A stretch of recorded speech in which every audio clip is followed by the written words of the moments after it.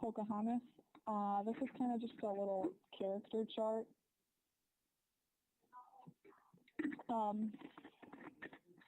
Pocahontas, if you remember, her nickname was Little Wanton. It's a pet name, kind of just what her dad called her. It's kind of creepy that her dad called her that because it means casual and unrestrained in sexual behavior. And Powhatan is her father and the chief of half a dozen tribes. John Smith was the leader of the Jamestown, one of the leaders of the Jamestown colony, and John Rolfe was Pocahontas' English husband. And Algonquian, okay, that's not a person, I was wrong, but that's both the language and the name of the tribe that Pocahontas spoke and the tribe she was in.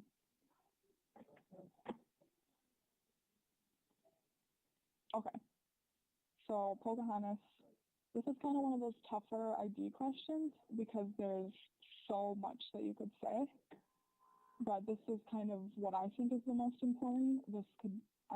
She says on the review that you only need, 5 sentences on each ID. This one you could write forever, but I would just choose a few things that you think are most important as long as you have the who, what, where, when, and why. Not saying this one will be on there because I don't know, but just so you know. So she was born in present-day Virginia. Again, she's part of the Algonquian tribe. And she's one of the best-known Native American women in history.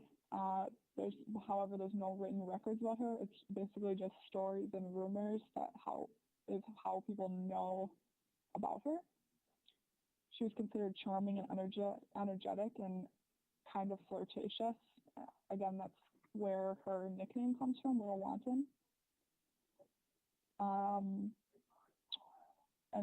Something most important about her is that she played the role of a mediator between Native Americans and the English, and she facilitated important agreements between her father and John Smith. 1607 was the rescue of John Smith. I don't know if you guys remember that story, but basically Powhatan, Pocahontas' dad, really, really liked John Smith. He considered him part of the family, viewed him like a son, so they wanted to perform this adoption ceremony. And basically what the Native Americans do for an adoption ceremony is beat you up until you're nearly dead.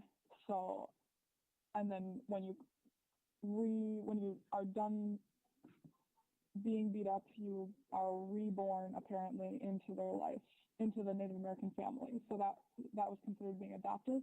So they were doing this for John Smith, and Pocahontas saw it going on. She was just a little girl, and she laid on top of John Smith getting beat up so that they would stop.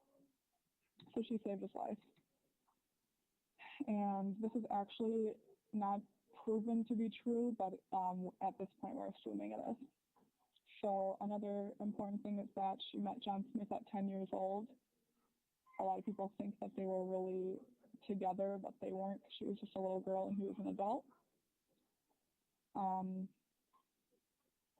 Next, Pocahontas was kidnapped at either 16 or 17 years old by English settlers in Jamestown. This is how she started really changing. She converted to Christianity. She learned English. She adopted English dress and married an Englishman and had a baby, and that was John Rolfe. And then in 1616, when she was 19 years old, she crossed the Atlantic Ocean. She met the English king and queen. And then this is actually the next time she saw John Smith. She saw him in London and apparently greeted him angrily. And then finally she died when she was boarding the ship to go home from a disease. And she is significant because she inspired many forms of artwork, movies, plays, poetry, etc. Okay, so there's obviously a ton about her. That's just a little bit.